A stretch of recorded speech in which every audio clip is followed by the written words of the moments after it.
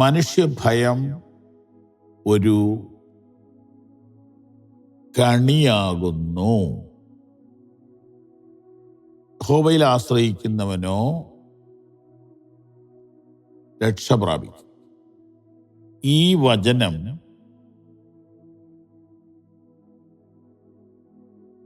ഇതിനു മുമ്പ് എപ്പോഴെങ്കിലും താങ്കൾ കേട്ടിട്ടുണ്ടോ എന്ന് ഒന്ന് പരിശോധിക്കും. ഞാൻ മറ്റു ചില തർജ്ജിമകൾ വായിച്ചപ്പോൾ ഇങ്ങനെയാണ് വായിച്ചത്: മനുഷ്യഭയം ഒരു ചതിയാണ്, ദൈവഭയം ഒരു ആശ്വാസമാണ്. മനുഷ്യഭയം ഒരു കെണിയാണ്, അല്ലെങ്കിൽ കണിയാണ്, ചതിയാണ്, കുരുക്കാണ്. അതൊരു വല്ലാത്ത കാര്യമാണ്. എന്നാൽ ദൈവഭയം അത് ഭയങ്കര ആശ്വാസവുമാണ്. ഇന്ന് നമ്മൾ മറ്റൊരു ചിന്തയിലോട്ട് കയറുക. മനുഷ്യഭയവും ദൈവഭയം. സത്യത്തിൽ നമ്മൾ ദൈവത്തെയാണോ മനുഷ്യരെയാണോ ഭയപ്പെടുന്നത്? ഇവിടെ നമ്മുടെ മനസാക്ഷിയിൽ നിന്ന് വേണം മറുപടി പറയാൻ. നമ്മളോട് പറഞ്ഞാൽ മതി, ആരോടും പറയണ്ട. ഇതൊരു കോടതിയാണ്. നമ്മളാണ് വാദി, നമ്മളാണ് പ്രതി, നമ്മളാണ് ജഡ്ജി. നമുക്ക് നമ്മളെക്കുറിച്ചൊന്ന് നോക്കാം. ശരിക്കും ഞാൻ മനുഷ്യനെ പേടിക്കുന്നവനല്ലേ? അല്ലേ? അതെ.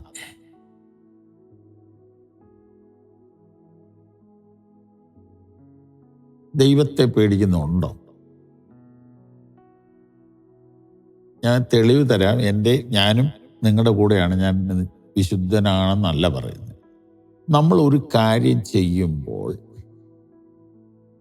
മനുഷ്യർ കാണുന്നുണ്ടോന്നല്ലേ നോക്കുന്നത്? ദൈവം കാണുന്നുണ്ടോ നോക്കുന്നില്ലല്ലോ. അതുകൊണ്ടല്ലേ നമുക്ക് ഇരുട്ടത്തും രഹസ്യത്തിലും ഒക്കെ ഓരോ കാര്യം ചെയ്യാനുള്ള ധൈര്യം.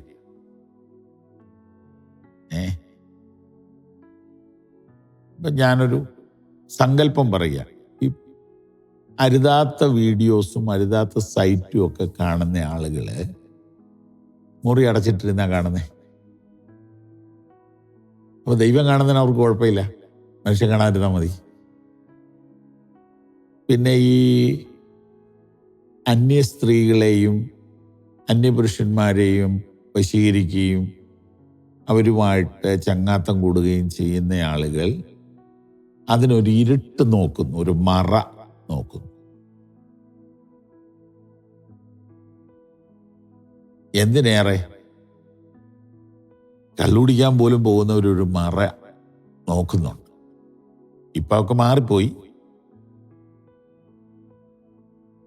മോഷ്ടാക്കൾ മറയത്തല്ലേ മോഷ്ടിക്കുന്നേ?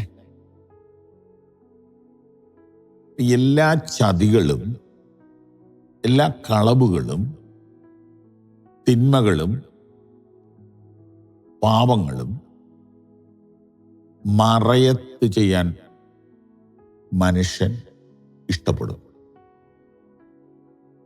വളരെ വ്യക്തമായൊരു സത്യം ഇവിടെ വെളിപ്പെടുകയാണ്. അവർക്ക് ദൈവത്തെ അല്പം പോലും ഭയമില്ല. മനുഷ്യരെ ഭയങ്കര ഭയമാണ്. ശരിയാണോ? ഇവിടെയാണ് ബൈബിൾ നമ്മളോട് പറയുന്ന ഏറ്റവും പ്രധാനപ്പെട്ട സന്ദേശം ഞാൻ നിങ്ങളോട് പങ്കുവയ്ക്കുകയാണ്. എനിക്ക് വേണ്ടി നിങ്ങൾ പ്രാർത്ഥിക്കുന്നു. ഞാൻ നിങ്ങളെക്കാൾ കൂടിയൊരാളാണെന്നല്ല ഈ പറഞ്ഞു വരുന്നത്. ബൈബിൾ എന്തു പറയുന്നു? ജോസഫ് എന്ന ചെറുപ്പക്കാരനെ വീട്ടിലാരുമില്ലാത്ത സമയത്ത് സുന്ദരിയും ധനികയുമായ ഒരു സ്ത്രീ, ജോസഫിന്റെ ബോസിന്റെ ഭാര്യ, കടന്നു പിടിക്കുന്നു. സുന്ദരിയാണ്, യൗവനക്കാരിയാണ്. ജോസഫ് ആകട്ടെ അൺമാരീഡായ, കല്യാണപ്രായം കഴിഞ്ഞ ഒരു ചെറുപ്പക്കാരനുമാണ്. പച്ച മാംസവും ചോരയുമുള്ള ചെറുപ്പക്കാരൻ. അവനെ ഒരു സ്ത്രീ വട്ടിട്ട് പിടിച്ചാൽ അവനൊരു 70 വയസ്സായി കഴിഞ്ഞാണെങ്കിൽ പൊട്ടെന്ന് വെക്കാം, 30 വയസ്സുള്ളപ്പോൾ. അവനാരും ഇല്ലാത്ത അലഞ്ഞു നടക്കുന്ന ഈ പ്രായത്തിൽ അവനിതൊരു താൽക്കാലിക സന്തോഷം മാത്രമല്ല, അവൻ്റെ ജീവിതത്തിൻ്റെ ഒരു സെക്യൂരിറ്റിയും കൂടിയാണ്.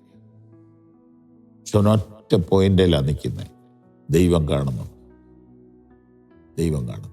പക്ഷെ അവള് പറയുന്നു ആരും കാണത്തില്ല, ഇവിടെ ആരുമില്ല. അവൻ പറയുന്നു ഇവിടെ ഒരാളുണ്ട്, ദൈവം.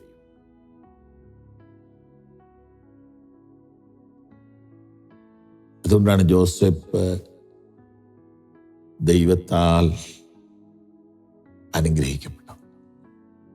ഇന്നത്തെ ഈ സന്ദേശം വളരെ സ്പെഷ്യലാണ്. ഇത് എൻ്റെ സുഹൃത്തുക്കളെ ഇതിങ്ങനെ ഷെയർ ചെയ്യുന്നവരോട് ഞാൻ പറയുകയാണ്, ഇത് കൂടുതൽ ഷെയർ ചെയ്യണം. ഞാനുൾപ്പെടെ നമ്മുടെ സമൂഹവും ലോകത്തിലുള്ള എല്ലാവരും ദൈവത്തെ അല്ല പേടിക്കുന്നത്, ദൈവത്തെ അല്ല, മനുഷ്യരെ പേടിക്കും. എത്ര വേണമെങ്കിലും തെളിവുകൾ ആലോചിച്ച് നോക്കി, നമ്മളെ തന്നെ നോക്കിയാൽ മതി. നമുക്ക് എന്ത് കാര്യവും മനുഷ്യർ കാണുന്നുണ്ടോന്നാണ് നമ്മുടെ വിചാരം. അതൊന്നും മാറ്റിയിട്ട് ദൈവം കാണുന്നുണ്ടോ എന്ന് ചിന്ത, അത് നമ്മളെ അങ്ങ് കൺട്രോൾ ചെയ്യാൻ വന്നിരുന്നെങ്കിലെന്ന് ഞാൻ കൊതിച്ചു പോവുകയാണ്. ദൈവം എന്നെ കാണുന്നു.